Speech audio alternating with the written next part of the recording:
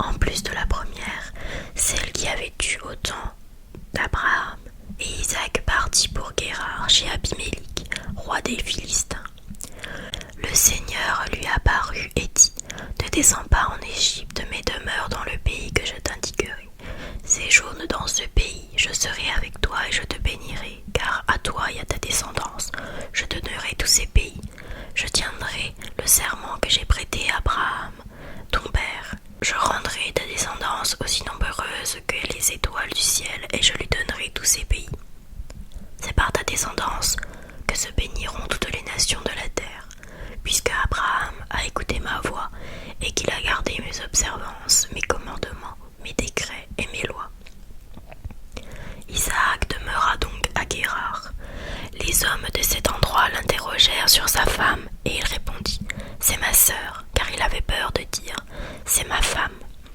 Il se disait: Les hommes de cet endroit pourraient me tuer à cause de Rebecca. Elle est si belle à regarder. Il était là depuis longtemps déjà, et voici qu'Abimélik, roi des Philistins, regardant par la fenêtre, le vit caresser Rebecca, sa femme. Abimélik convoqua Isaac et lui dit: À coup sûr, c'est ta femme. Comment as-tu pu dire: C'est ma sœur? Isaac lui répondit: Je l'ai dit car j'avais peur de mourir à cause d'elle. Abimélik reprit: Que nous as-tu fait là? Un peu plus, et un homme de ce peuple aurait couché avec ta femme, et à cause de toi, nous serions devenus coupables. Abimélik donna cet ordre à tout le peuple: Quiconque touchera à cet homme ou à sa femme sera mis à mort. Isaac fit des semailles sur cette terre-là et récolta, cette année-là, le centuple. Le Seigneur le bénit, et Isaac devint un personnage important, de plus en plus important, jusqu'à devenir vraiment très important. Et de nombreux serviteurs. Aussi les Philistins en furent-ils jaloux. Tous les puits qu'avaient creusés les serviteurs de son père Abraham au temps de celui-ci, les Philistins les bouchèrent en les remplissant de terre. Abimélik dit à Isaac: Va-t'en de chez nous, car tu es devenu beaucoup plus puissant que nous. Isaac s'en alla donc. Il campa dans la vallée de Guérar et y demeura. Isaac se mit à creuser de nouveau les puits d'eau qu'on avait creusés au temps d'Abraham, son père, et que les Philistins avaient bouchés après la mort d'Abraham. Il leur donna les noms que leur avait donnés son père. Puis les serviteurs d'Isaac creusèrent dans la vallée et y trouvèrent un puits d'eau vive. Les bergers de Guérar cherchèrent querelle aux bergers d'Isaac en disant: Cette eau est à nous. Isaac donna à ce puits le nom d'Essek, c'est-à-dire la dispute, car les bergers de Guérar s'étaient disputés avec lui. Ils creusèrent un autre puits et se querellèrent à nouveau à son sujet. Isaac lui donna donc le nom de Sitna, c'est-à-dire l'accusation. Il partit de là et creusa un autre puits. Ils ne cherchèrent plus querelle à son sujet.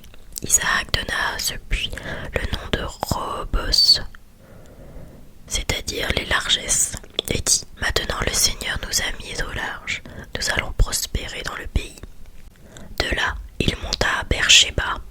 Le Seigneur lui apparut cette nuit-là et lui dit: Je suis le Dieu d'Abraham, ton père, ne crains pas, car je suis avec toi.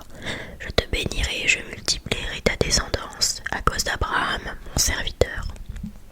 À cet endroit, Isaac bâtit un autel et invoqua le nom du Seigneur.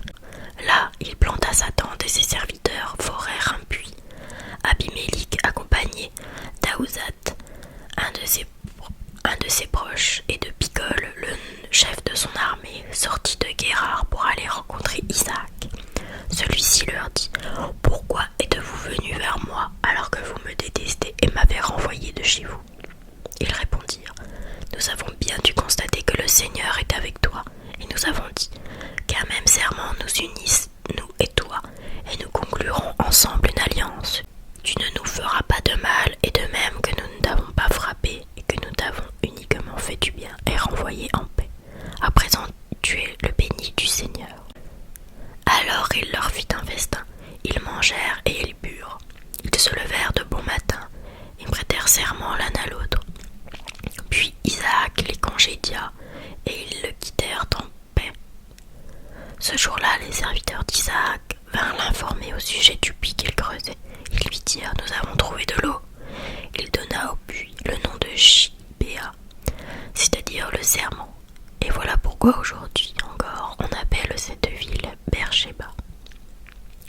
Ésaü avait 40 ans quand il prit pour femme Judith, fille de Béhéri le Hittite, et Basmath, fille d'Élon le Hittite. Elles furent un sujet d'amertume pour Isaac et Rebecca. Isaac était devenu vieux, et ses yeux avaient faibli, et il n'y voyait plus. Il appela Ésaü son fils aîné. « Mon fils », celui-ci répondit, « Me voici. » Isaac reprit, « Tu vois, je suis devenu vieux, mais je ne sais pas encore le jour de ma mort. Prends donc maintenant tes armes et ton carquois et ton arc. Sors dans la campagne et tue-moi du gibier. Prépare-moi un bon plat comme je les aime et apporte-le-moi pour que je mange et que je te bénisse avant de mourir. » Pendant qu'Isaac parlait ainsi à son fils Ésaü, Rebecca écoutait. Ésaü allait donc dans la campagne chasser du gibier pour son père. Alors Rebecca dit à son fils Jacob, « Voici que j'ai entendu ton père parler à Ésaü. Il lui disait, « Apporte-moi du gibier, prépare-moi un bon plat que je mange et que je te bénisse devant le Seigneur avant de mourir. Maintenant, mon fils, écoute bien ce que je t'ordonne. Va dans le troupeau de petits bétail et ramène-moi 2 beaux chevreaux. Je préparerai pour ton père un bon plat, comme il les aime, et tu le lui apporteras. Alors il pourra te bénir avant de mourir. » Jacob répondit à sa mère Rebecca, « Mais mon frère Ésaü est un homme velu, tandis que ma peau est lisse. Si jamais mon père me palpe, il croira que je me suis moqué de lui, et j'attirerai sur moi la malédiction au lieu de la bénédiction. » Mais sa mère lui répliqua, « Qu'elle vienne sur moi, ta malédiction, mon fils. Écoute seulement ce que je te dis, et va me chercher les chevreaux. » Il alla donc les chercher et les apporta à sa mère. Celle-ci prépara un bon plat, comme son père les aimait. Rebecca prit les meilleurs habits d'Ésaü, son fils aîné, ceux qu'elle gardait à la maison, et elle en revêtit Jacob, son fils cadet. Puis, avec des peaux de chevreau, elle lui couvrit les mains et la partie lisse du cou. Elle remit ensuite entre ses mains le plat et le pain qu'elle avait préparé. Jacob entra chez son père et dit, « Mon père, celui-ci. » Répondit, « Me voici. Qui es-tu, mon fils ?» Jacob dit à son père, « Je suis Ésaü, ton premier-né. J'ai fait ce que tu m'as dit.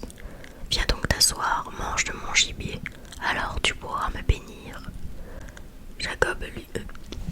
Isaac lui dit, « Comme tu es trouvé vite, mon fils. » Jacob répondit, « C'est que le Seigneur, ton Dieu, a favorisé ma chasse. » Isaac lui dit, « Approche donc, mon fils, que je te palpe pour savoir si tu es bien, mon fils Ésaü. » Jacob s'approcha de son père Isaac. Celui-ci le palpa et dit, « La voix est la voix de Jacob, mais les mains sont les mains d'Ésaü. » Il ne reconnut pas Jacob, car ses mains étaient velues comme celles de son frère Ésaü, et il le bénit.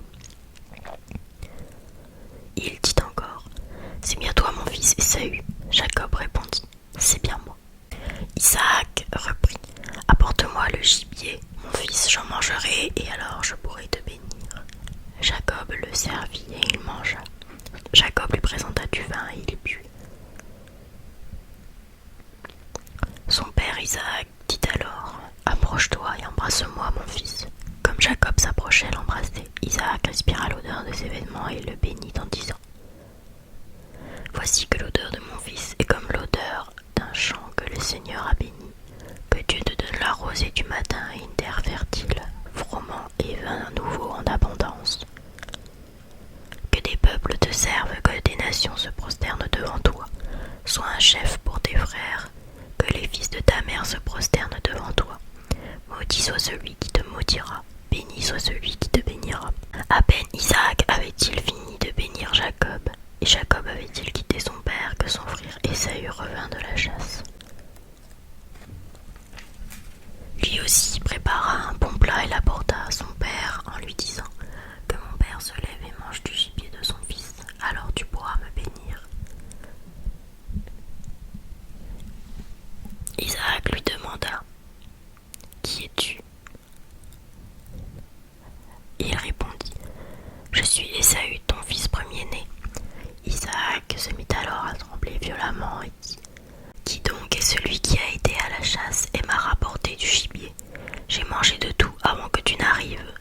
Celui-là, je l'ai béni. Béni, il restera. » Dès qu'Ésaü entendit les paroles de son frère, il poussa un très grand cri, plein d'amertume. Il dit à son père: « Oh mon père, bénis-moi aussi. » Isaac répondit: « Ton frère est venu par ruse et il a volé ta bénédiction. » Ésaü reprit: « Est-ce parce qu'on lui a donné le nom de Jacob, c'est-à-dire le trompeur, que par 2 fois celui-ci m'a trompé? Il a volé mon droit d'aînesse, et voici que maintenant il a volé ma bénédiction.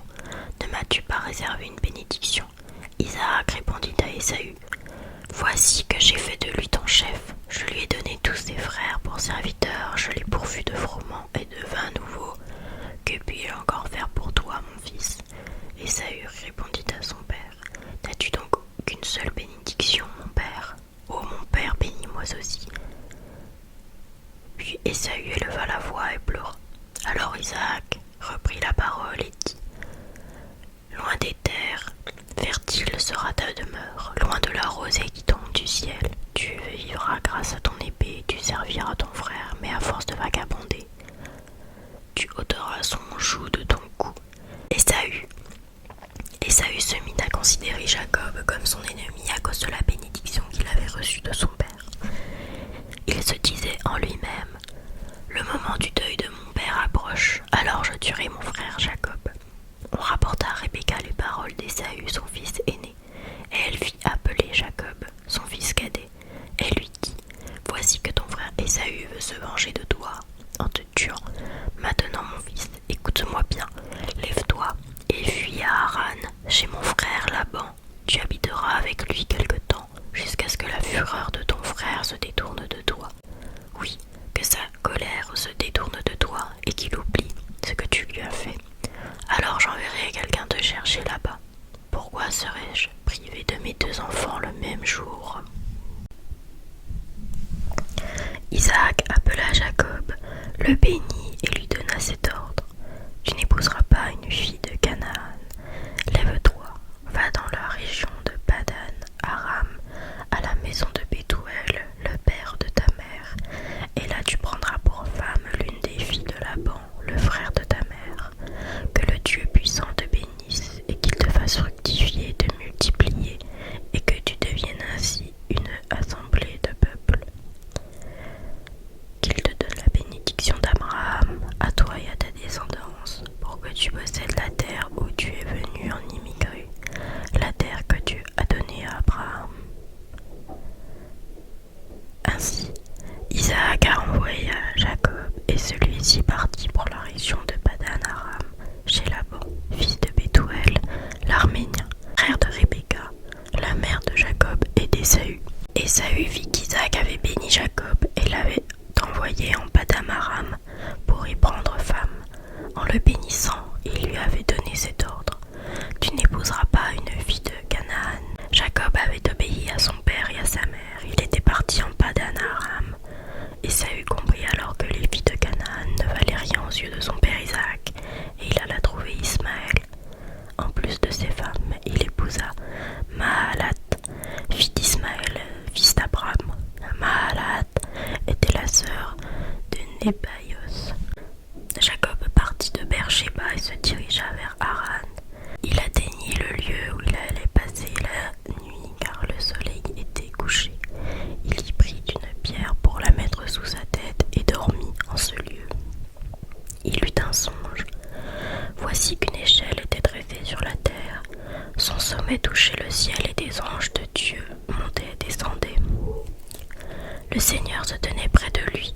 Il dit: « Je suis le Seigneur, le Dieu d'Abraham, ton père, le Dieu d'Isaac. La terre sur laquelle tu es couché, je te la donne à toi et à tes descendants. Tes descendants seront nombreux comme la poussière du ciel, vous vous répandrez à l'Orient et à l'Occident, au nord et au midi. En toi et en ta descendance seront bénies toutes les familles de la terre. Voici que je suis avec toi, je te garderai partout où tu iras, et je te ramènerai sur cette terre, car je ne t'abandonnerai pas avant d'avoir accompli ce que je t'ai dit. » Jacob sortit de son sommeil et déclara: « En vérité, le Seigneur est dans ce lieu, et moi je ne le savais pas. »